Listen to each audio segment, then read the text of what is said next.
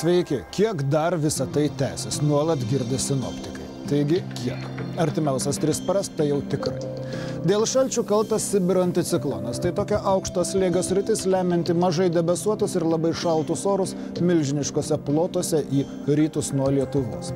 Lietuvą liečia tik tai pats tolimiausias šio anticiklono pakraštėlis. To pakanka, kad čionai keliautų šaltas oras nuo Povolgės stepių, dienomis būtų saulėta ir visą laiką šalta. Artimiausias 3 paras tai bus nuolatos.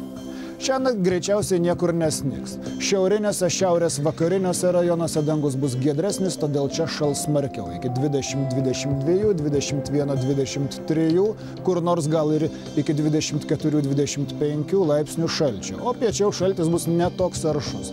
Čia paryčiais bus 18-20 ar 17-19 laipsnių šalčio. Prie jūros irgi bus apie 17 laipsnių. Rytoj numatomi saulėti orai, nors daug kur danguje gali būti plonučių debesų, pro kurios saulės spinduliai vis tiek prasimuš.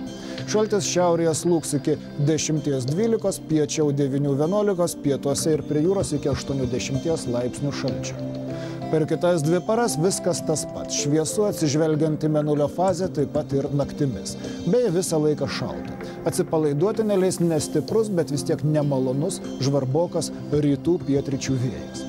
Naktimis šals iki 17-22 ar 16-21, vietomis iki 25-26 laipsnių šalčio, kuris dienomis slūgs iki 7-12 ar 6-11 laipsnių.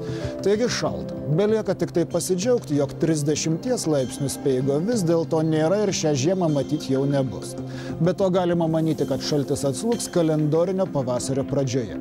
Žinoma, žibuoklės tuo metu dar tikrai nežydės, bet tikrai bus jaukiau. Tiek apie orus ir likite su mūsų kanalu.